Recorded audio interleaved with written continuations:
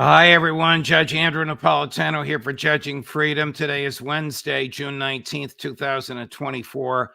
Matt Ho joins us now. Matt, a pleasure as always, my dear friend. Thank you for your time. I want to talk to you about the far-reaching implications of genocide and war crimes down to the actual troops who are perpetrating this, both Israeli and American. But before we do, let's talk about the hot topic of the day, which remain in our area here, which remains President Putin's peace offer and the summary rejection of it by the West. I'm going to guess that you were not surprised at that. I mean, if it had been in writing, you would say the ink wasn't even dry. It wasn't in writing. It was stated, but it had barely been translated. When the West rejected it, Chancellor Scholz said nobody could take it seriously. And the Secretary General of NATO said, forget about it. Correct, Judge. And thanks for having me back on. I think it's just basically the case that the Brits, NATO's political leaders, they have no interest. There's no benefit to them to pursue peace. They don't represent the interests of their people. They don't have a constituency other than their own romantic imperial ideologies and the profits of the weapons companies. So for them, there is no benefit in terms of signing on to peace or even just attempting peace. And we've seen this continually, right? I mean, this was a calculated decision in 2014 to stage a coup in Ukraine, knowing what the consequences would be.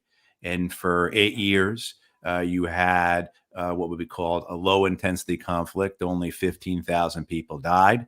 It's only 15,000 people died if you're not one of them or their families, of course. Right.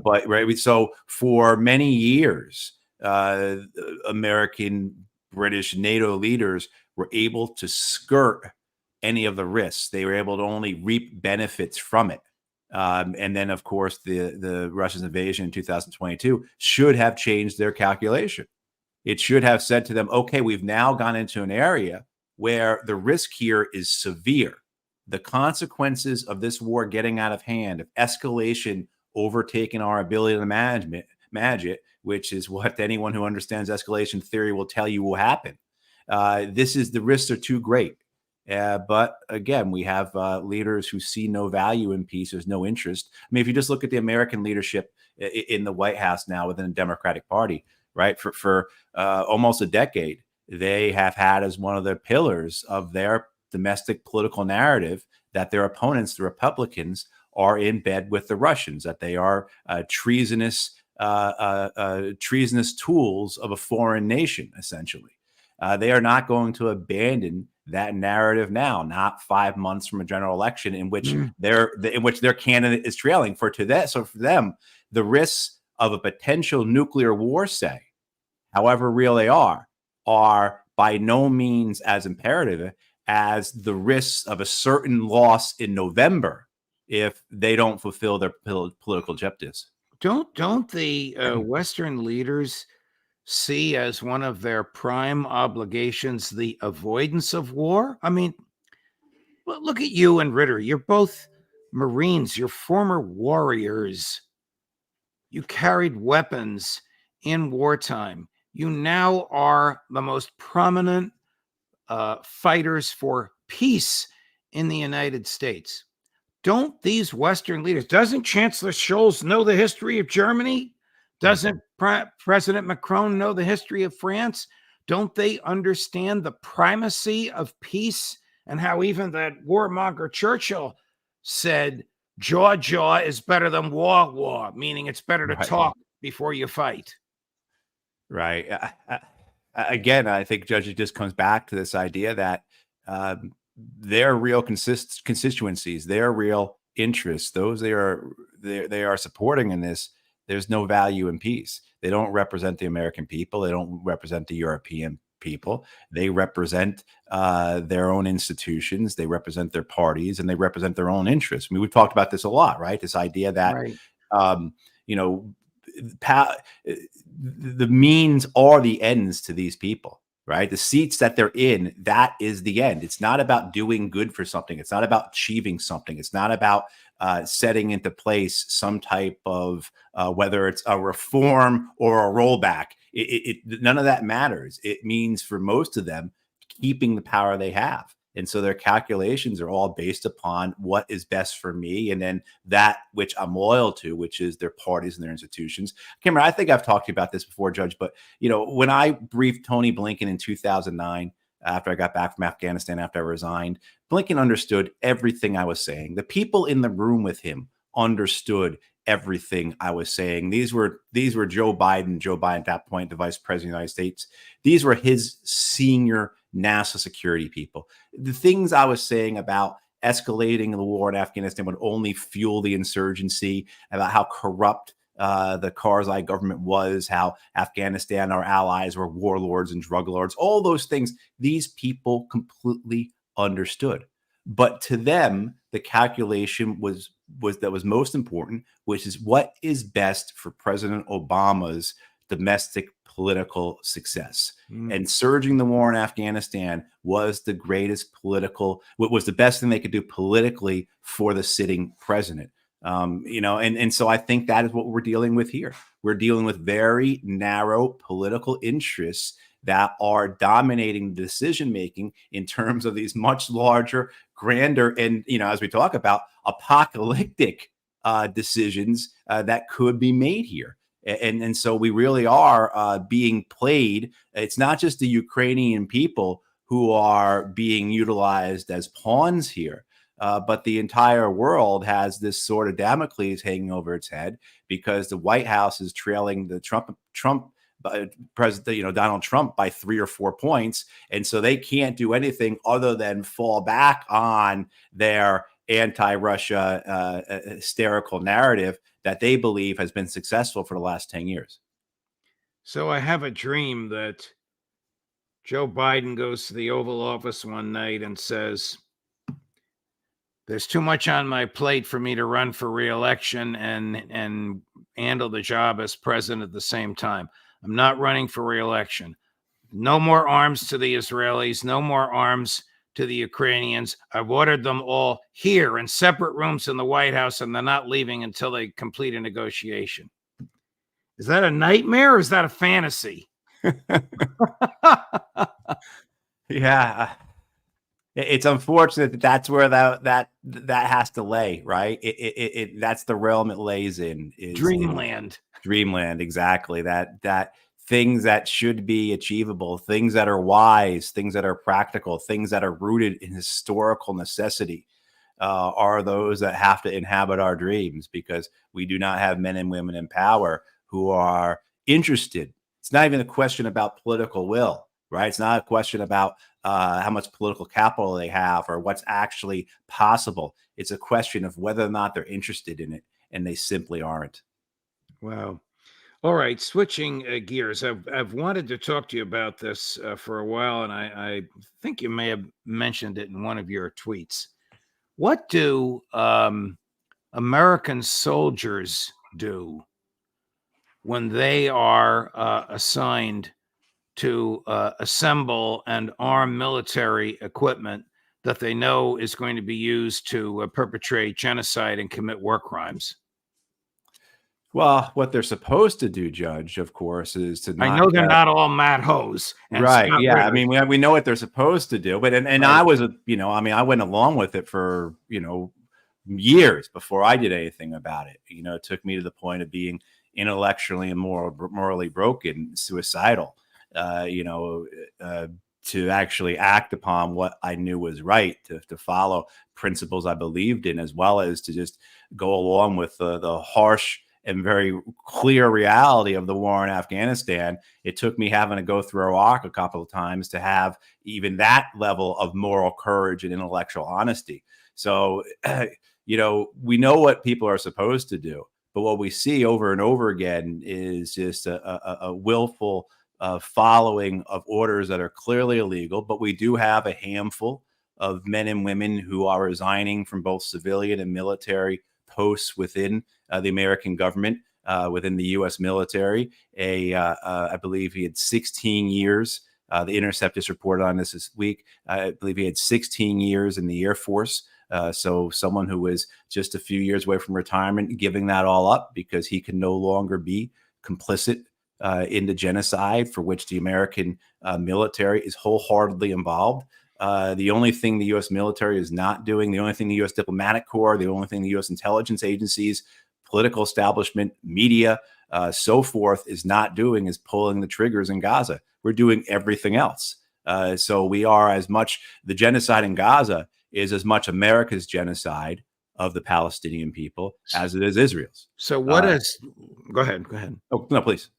What does a Marine captain do when his sergeant comes to him and says, Captain, the boys won't assemble this equipment because they know it's going to be used to commit slaughter of civilians? I mean, do things like that happen? Do conversations like that happen in the modern American military, or is everybody in lockstep with command, which in this case is the White House? I think everyone is people either are in agreement with it, which constitute most of the senior corps or senior cadre of American military leadership.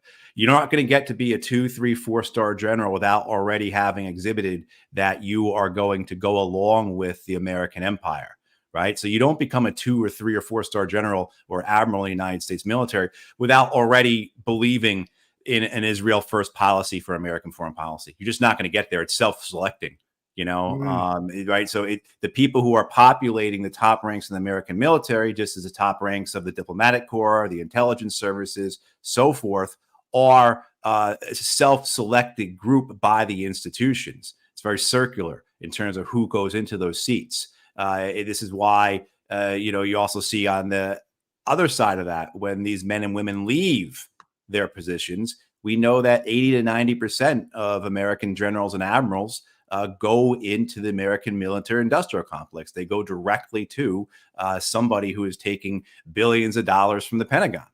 So, I mean, the whole thing is set up to ensure the success of the military industrial complex at whatever level you're talking about.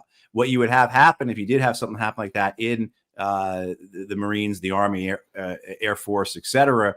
Well, that sergeant will be replaced. Wow. Essentially, that sergeant would just be replaced. Another sergeant or a corporal will be bumped up to take that spot. And that's essentially what happens. You've seen this recently. Major Harrison Mann, who was the 13 years in the U.S. Army, an intelligence officer with the Defense Intelligence Agency covering the Middle East, he resigned. A lot of attention the last couple of weeks to him. And what he talks about, I think, is something that those of us who have resigned talked about, is that we hear afterwards from how many people agreed with us, but who were, for a variety of reasons, unwilling to speak up in the moment, either because they felt that they would get in trouble, either because they felt that they would be alone, that they'd be chastised, that they'd be doing themselves no service. What difference does it make? I've got the golden handcuffs on. I mean, the lists of reasons are quite long, and they're all quite true. They all exist. These are all real reasons why people. But the thing of I'll back it up a step, though, Judge, and bring it to something where maybe there's some positive in all of this. It's programs like what you're doing, right? That give these men and women information that they don't have. Does the military get to see what you and I and McGregor and Ritter and Johnson and McGovern and the others say? Are they allowed to watch this? Yeah, I mean, certainly that's one of the things you hear Harrison Mann talking about, was that Al Jazeera was on in his office space. Certainly a lot of, let me just say, every one of these men and women in the U.S. military, intelligence service, diplomatic corps, they all have laptops. They all have cell phones. They're all able to access everything that you and I are able to access. And then some of them, of course, because of the positions they're in, maybe they have access to intelligence that may or may not provide a better perspective. I'll tell you, a lot of intelligence officers will say their greatest source of intelligence is often what they find, what they find available to them on the internet. I mean, it's just because that's the case, because so much of intelligence within the American system, and then by extension, the NATO system, and as we're seeing the Israeli system as well, is manufactured. It's meant to please the boss. So there's a narrative that drives the intelligence, right? There's a narrative that informs what the intelligence is allowed to say. And very often what you find is you find men and women who are working in intelligence who, when they are able to break away from their own work, they realize how much of a bubble they are in. They realize how much they're looking at the world through the proverbial soda straw, if you will.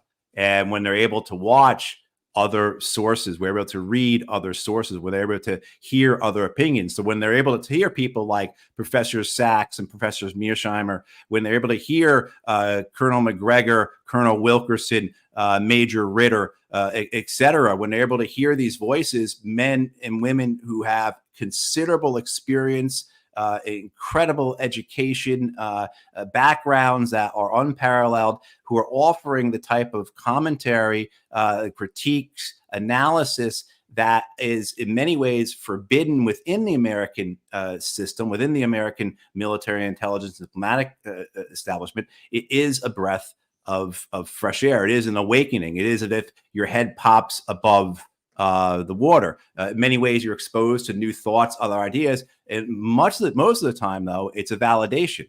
It's a thing that you're already thinking, why this doesn't make sense. The lies that we're saying, they just don't add up. I know I've heard this before, but it just doesn't work out in reality. And then you hear a guy like Sachs or Ritter or McGregor or Mearsheimer, Wilkerson, McGovern saying these things. You say, my God, that's what I'm thinking. That's what I'm experiencing. That's what I'm seeing. And, of course, then that validation gives people the confidence and the courage to move forward. So this is all to say that this type of work that you're doing, Judge, that others are doing, whether it's on YouTube, on podcasts, whether it's through Twitter, whatever the platform is, the forum is, it has an effect. And we could see that the old way enchains people. The old way keeps people and their ability to understand the world crippled. And there was The Intercept did a study a month or two ago where they found that the only people in the U.S., the only people who believed that Israel was not committing a genocide against the Palestinian people, were the people who got their news from cable news. If you got your news from shows like yours, Judge, if you got your news from podcasts, YouTube, from social media, from print, you understood that a genocide is underway in Gaza. If you get your news from CNN or MSNBC or Fox, you're more than likely to think there's not a genocide going on. We had a lieutenant colonel by the name of Matthew Lohmeyer from the Space Force, this new branch of the military created by Trump. I didn't realize it was a legal branch of the military. I thought it was one of Trump's fantasies, but I guess Congress actually created it. He was fired for questioning the military policy on DEI, diversity, equity, and inclusion. Can an officer with 17, 18 years experience actually be thrown out for questioning his superior's legal interpretation of a federal statute? I don't know the specifics. It doesn't sound right. They can make your life really miserable. They can, make it so that you resign early, how miserable they'll make it. They can seek to court-martial you. They can seek to, as an officer, to be administratively separated without cause is something that I don't think I've really heard of. Okay. So I'm not sure of the particulars here. But in general, it is the military. So there is that predisposition to not go along with dissent. But the problem that you have, though, is that if you have a military that does not allow discourse, that doesn't allow discussion, that doesn't allow disagreement or dissent in a manner that's constructive, then you have a military that loses wars. And that's what you've seen over and over and over again with the American military. I mean, I could tell you the difference between, say, the Marine Corps now versus the Marine Corps in the mid to late 90s when I was a lieutenant, and just look at the reading list. So every year, Judge, there's the Commandant of the Marine Corps puts out his reading list. This is what, Marine officers and enlisted are supposed to read, their books for their professional development. And, when I was a lieutenant, the books were incredibly critical of the American military, incredibly critical of American warfare. There was very few what you call hagiographies on there. You know, and you know, you were supposed to read things from Mao. You're supposed to read things from Che Guevara. There were 2 books by General Giap, the Vietnamese general who defeated the American army in Vietnam, right? I mean, so there are lots of critical books on that reading list. You go back, I looked at the list about 10 years ago. I'm sure it hasn't changed. It was nothing but a list written by romantic fools about war and sycophants. Wow, this is So, right. This to Yeah. me, it's fascinating. I want to switch over, and I don't. You're certainly not an expert in this, but you've had exposure to them. The IDF. What happens if a young lieutenant in the IDF who 3 months ago was a school teacher or a dentist and now is called to active duty? I mean, he doesn't want to kill innocent civilian Gazans. What happens to him? Well, he goes to jail. I Oh, mean, there's been a few of them who've done that. There are also, too, I mean, you'll find them across the country. If you, in the U.S., if you are in the peace movement long enough, you will come across young Israelis who are dissenters who will not be drafted. I've met them here in North Carolina who basically leave Israel rather than serve in the IDF because they will not take part in the occupation. And now, of course, they will not take part in the genocide. Off the top of my head, I don't know what the numbers are looking like, but there is a community within Israel that is against this genocide, against this ethnic cleansing, against this occupation, against the apartheid. The problem is that you have a mass amount of people in Israel, the clear majority, who agree with these policies, who agree with the war crimes, who are supportive of the deliberate collective punishment of the Palestinian people, not just in Gaza, but in the West Bank and East Jerusalem. You know, so there is a large majority in Israel that favors this war.